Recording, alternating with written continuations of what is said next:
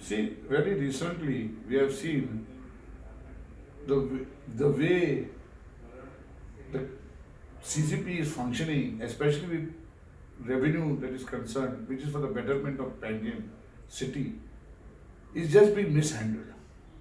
And who is supposed to be part of this ongoing racket, I would call it, cannot be understood unless the thorough investigation takes place.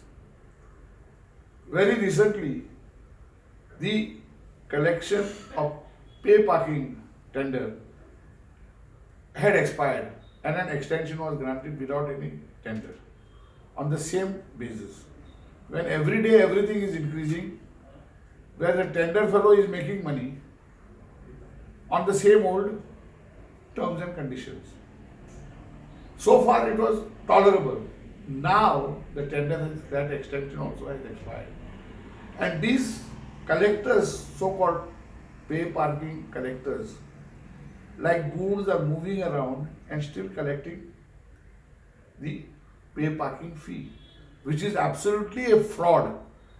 The TMC demands that a CCP commissioner immediately writes a letter to the police and say to take immediate action against this fraudulent collection of pay parking fees, which is absolutely nothing but looting the people of Goa, because it is not only Panjim residents, the entire Goa comes here and are being cheated.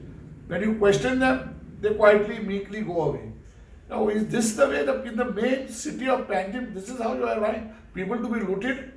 TMC strongly condemns this and once again demands also from the police department directly to intervene, even without a complaint from the CCP, to take action against this illegal pay parking fees that has been collected. Thank you.